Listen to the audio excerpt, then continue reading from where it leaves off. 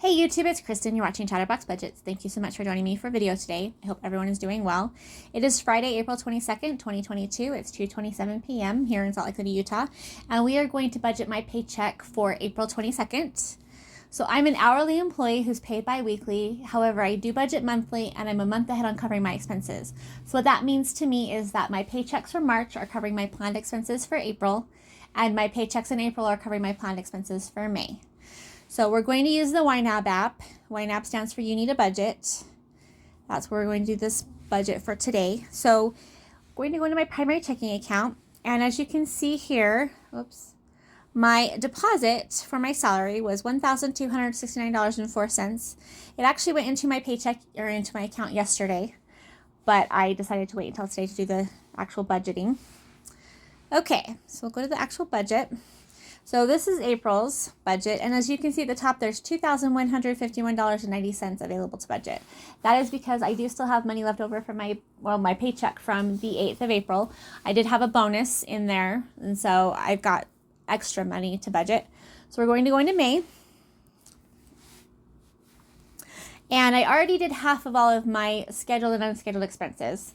So that's what I did with the paycheck from the 8th. So we're just going to put in the other half. So as you can see, I've already assigned $1,000.17 to my scheduled expenses. So we're just going to go in and finish filling those in. So for my auto insurance, we're going to add $29.97 more, taking us to $59.95. For my cell phone, we're adding $31.50, taking us to $63. And I did find out why my cell phone bill why it shows $68, but they only charge me $63. It's because I get a $5 credit for being on auto pay, which that makes sense now, but I didn't realize that until I was looking in at the app on my phone, looking at to see what cell phones they have available, and I saw that on there, and I was like, oh yeah, that makes sense. So I knew there was a reason, I just didn't know what it was. Okay, so for electricity, we're going to add $26 more, taking us to $52 for May. Internet, we're going to add $49.29 more, taking us to $98.58. Natural gas, we're going to add $15.50, taking us to $31. For utilities, we're going to add $31.86. That will take us to $63.72. For my annual fees, we're going to add $54.44, taking us to $108.88. My subscriptions, we're going to add $56.62, taking us to $113.25. For my gym membership, we're going to add $8.04, taking us to $16.09. And then for my home insurance, we're going to add $3.58, taking us to $7.16. For rent, we're going to add $612.97, taking us to $1,225.95. And then for loan payments, we're going to add $80.35, taking us to $160.71. So as you can see by the right-hand side, all of these are funded exactly what they need to be. That the goals are all met on the scheduled expenses. So the total is $2,000.29. So for my unscheduled expenses, and I guess I forgot to mention that for scheduled expenses, those are my fixed expenses. Those are things that I cannot borrow from those categories because I have to pay those payments, or else there's consequences like my power gets turned off or something happens. I default on the loan or I pay my rent late or whatever. I can't borrow from these categories. And they have a scheduled date and a scheduled amount that I know about on the first of the month. Then my unscheduled expenses are my flexible expenses. Those are things that I know I have to pay for, but I don't exactly know when or how much, and I do have a little bit more space to be able to work with. Like if I overspend in my food category, I can take some of the money from my household category without having any consequences. Okay, so right now we have $350 already assigned, and so we're going to add another $350.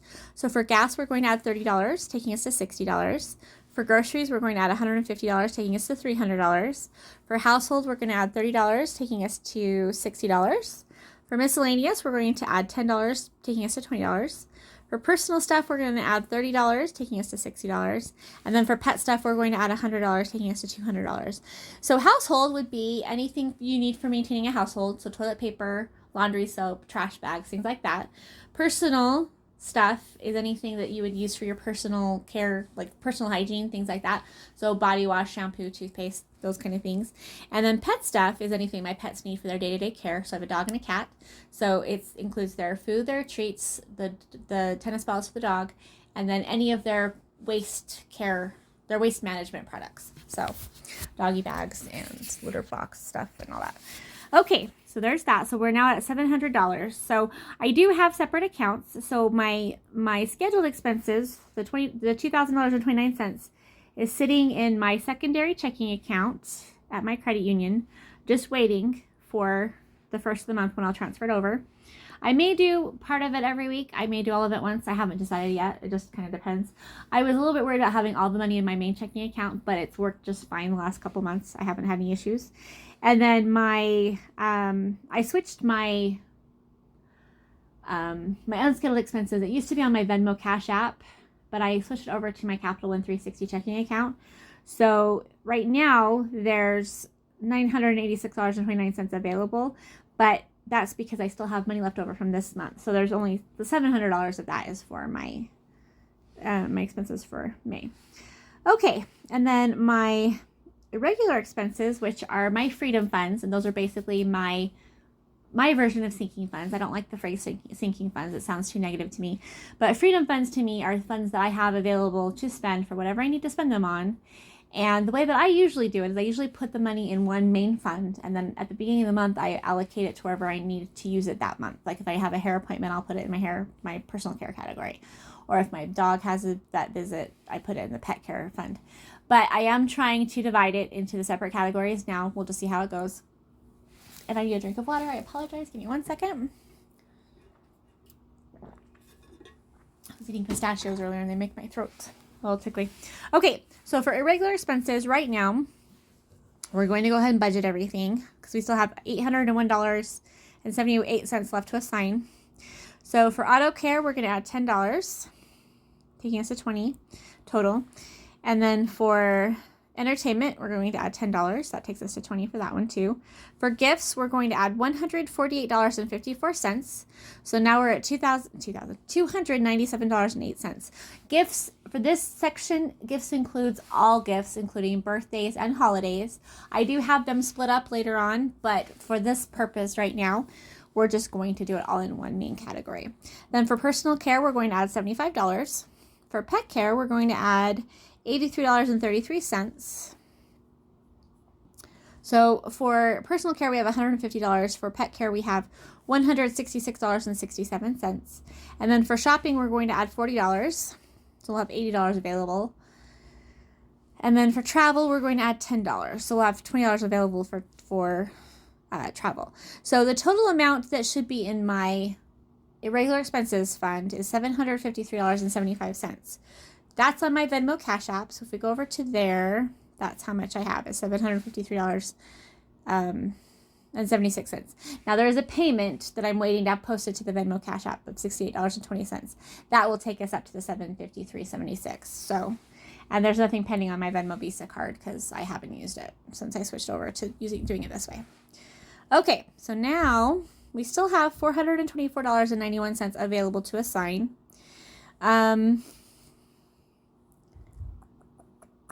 I already have $525 in my contingency fund. I think what I'm going to do is put that $424.91 into the contingency fund. So contingency fund is my version of the emergency fund. Emergency fund is another thing. I don't like the phrase. I don't like how it sounds. So for me, my contingency fund basically is money that I want to not spend unless I have to, but it's there to use when I need it. So for example, last year when I needed a brand new battery for my car, I was able to use my contingency fund. It wasn't an emergency, but I did need my car to be fixed so I could go to the gym and stuff. So I work from home, so I don't have to worry about getting to work. But and then like new tires, I had to buy new tires last February February 2021, I had to buy new tires. Same thing. Whereas, because I usually, anyway, if it was an emergency fund, I would feel a little bit more guilty about spending the money. But what I do is I feel like I'm okay to use it, but I try to not use it unless I have to. So I try to use everything else first, but then I come to the contingency fund if needed. But it's there to use, and then I put it back, as quickly as I can. So let's see, $424.91. Whoops, that didn't work. Hold on. $424.91. Okay. Is that right? Okay. Yep. Okay. So if we look at the top now, it says all money assigned. So we've budgeted everything for May. So again, this is covering May's expenses. And so if you look down, actually they're hiding. So in my hidden categories, I have my annual fees list. So this one right here, it has all my annual fees separated out, so I can put in the individual amounts. And then I've got my gift list down here. So the next gift is for Mother's Day in May, and then I've got my son's birthday in June, Father's Day in June, and then my sister's birthday is in July, then my dad's birthday is in September, and then Boss's Day is in October, my mom's birthday is in October, and then Christmas is in December, and then I don't have a birthday again until the next February, where I have my brother-in-law and my nephew's birthdays.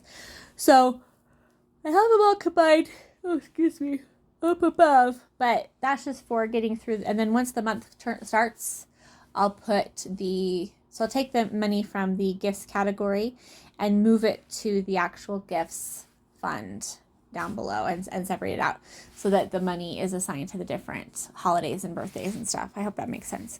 Anyway, yeah, so we're funded for May.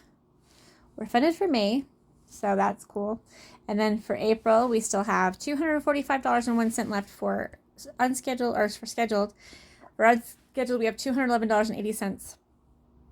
Irregular expenses, we have $378.88. That is counting the, yeah, okay. So, and then there's $525 in my contingency fund already for April.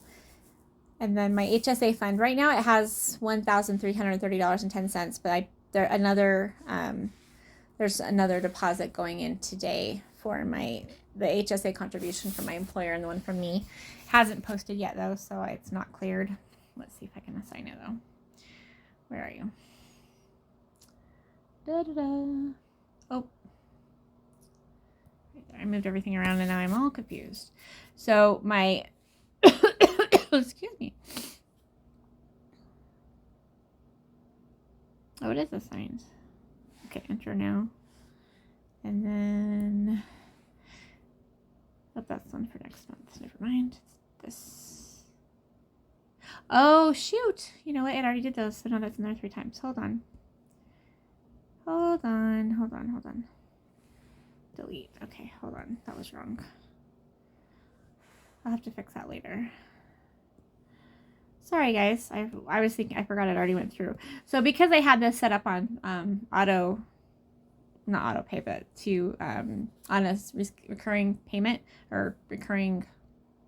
So it already put the $57.69 into my HSA fund categories for today, and I wasn't even thinking about that. Hasn't cleared the HSA card yet, but it will soon. All right, I'll see now. It's got twice. Hold on, that's not right. One should be employer and one should be employee. Employer.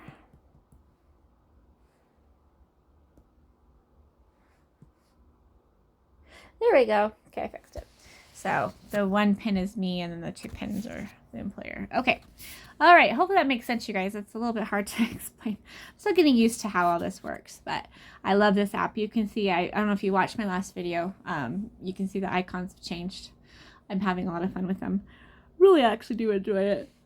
And then my age of my money is 13 days. That means that my money's been sitting in my account for 13 days without being all the way spent, which for me is huge. I'm so excited about that. But I think that's minimized. Is that minimized? Yeah. Okay. Anyway. All right. I'm starting to babble. I hope you guys have a wonderful day. I thank you for being here, for your support. And hopefully I'll be back tomorrow or the next day, sometime in the near future, to do my check-in for week number 3. I may wait and do 3 and 4 together, but I don't think so. We'll have to see. And then since I still can't film with my cell phone, I'm trying to figure out a way to do maybe my envelope stuffing with the prop money, holding my tablet and recording with that. So sorry. Okay, you guys, have a good day. Take care. Bye.